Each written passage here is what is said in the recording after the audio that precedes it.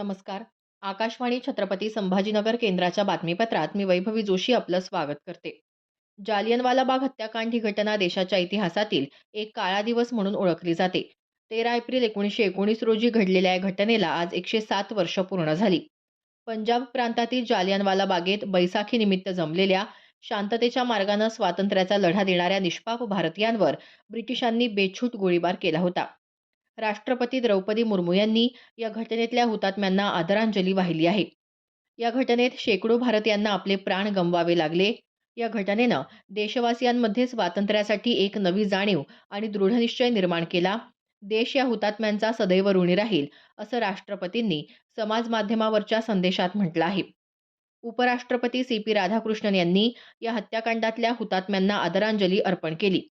ही शोकांतिका आजही राष्ट्राच्या अंतःकरणाला स्पर्श करते, तसंच न्याय, एकता आणि मानवी प्रतिष्ठेसाठी कटिबद्ध राहण्याची प्रेरणा देते, असं त्यांनी म्हटलं आहे. पंतप्रधान नरेंद्र मोदी आज नवी दिल्लीत नारी शक्ती वंदन संमेलनाला संबोधित करणार आहेत.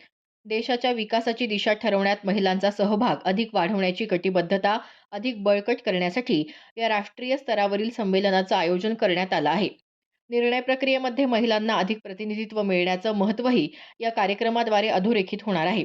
महिला आरक्षणाला गती देणाऱ्या विधेयकावर चर्चा करून ते संमत करण्यासाठी या महिन्याच्या 16 तारखेपासून संसदेचं विशेष अधिवेशन होणार आहे.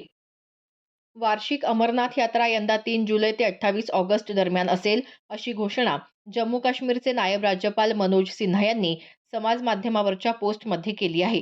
ज्येष्ठ पौर्णिमेच्या निमित्तानं 29 जून रोजी भगवान शिवाची प्रथम पूजा होईल. या यात्रेसाठी आगाऊ नोंदणी 15 एप्रिलपासून ऑनलाईन आणि ऑफलाईन पद्धतीनं सुरू होईल. जम्मू आणि Kashmir bank, Punjab national bank, state bank of India आणि येस बँक या बँकांच्या देशभरातल्या एकूण 554 शाखांमध्ये नोंदणीची सुविधा उपलब्ध असेल. जालना जिल्ह्यात घनसावंगी इथल्या औद्योगिक प्रशिक्षण संस्थेला वर्ष 2023-24चा प्रथम क्रमांकाचा उत्कृष्ट ITI हा मानाचा पुरस्कार प्रदान करण्यात आला. मुंबईत मंत्री मंगलप्रभात लोढा यांच्या उपस्थितीत हा पुरस्कार प्रदान सोहळा पार पडला.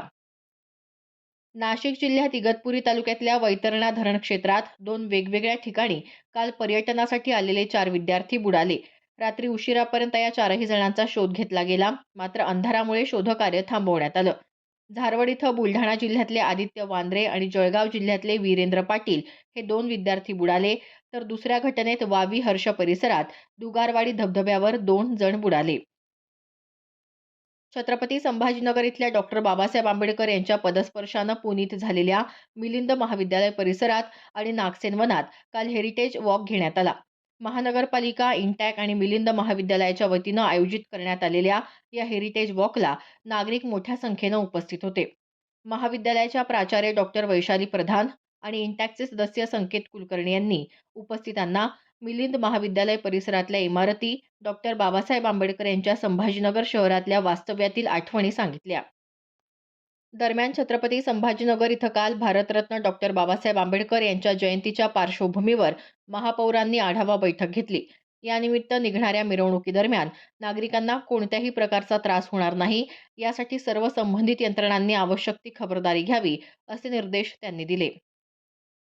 डॉक्टर बाबासाहेब आंबेडकर सामाजिक समता सप्ताह राज्यभरात साजरा करण्यात येत आहे. यानिमित्त धाराशिव इथं काल फकीरानगर आणि बौद्धनगर या भागात स्वच्छता मोहीम राबवण्यात आली. देशात 16 वर्षांनंतर होत असलेल्या जनगणनेत सहभागी सर्व अधिकारी आणि कर्मचाऱ्यांनी उत्कृष्ट कामगिरी करून शहराची जनगणना यशस्वी करावी, असं आवाहन छत्रपती संभाजीनगर महानगरपालिकेचे आयुक्त अमोल येडगे यांनी केलं आहे. जनगणनेनिमित्त सुरू असलेल्या प्रशिक्षण सत्रात ते काल बोलत होते. किर्गिस्तानमध्ये बिश्केक इथं पार पडलेल्या वरिष्ठ आशियाई कुस्ती स्पर्धेत भारतीय खेळाडूंनी दमदार कामगिरी करत काल 2 रौप्य आणि 1 कांस्य पदकाची कमाई केली. पुरुष फ्रीस्टाईल प्रकारात 61 किलो वजनी गटात अमनने आणि 86 किलो वजनी गटात मुकुलने रौप्य पदक पटकावलं, तर 125 किलो वजनी गटात दिनेशने कांस्य पदक जिंकलं. या यशामुळे स्पर्धेतील भारताची एकूण पदक संख्या 17 वर पोहोचली आहे. भारतीय कुस्तीपटूंनी सातत्यपूर्ण उत्कृष्ट प्रदर्शन करत देशाचा मान उंचावला आहे. राज्यात अनेक ठिकाणी कमाल तापमानात वाढ झाली आहे. मध्य महाराष्ट्रात आज उष्ण आणि दमट हवामान राहण्याची शक्यता हवामान विभागानं वर्तवली आहे. राज्यात काल सर्वात जास्त 42 अंश सेल्सिअस तापमान अकोला इथं नोंदवलं गेलं. नाशिक शहरात काल या उन्हाळ्याच्या हंगामात आतापर्यंतचं उच्चांकी 39.5 अंश तापमानाची नोंद झाली. याबरोबरच हे बातमीपत्र संपलं. आमचं यानंतरचं बातमीपत्र दुपारी 1 वाजता.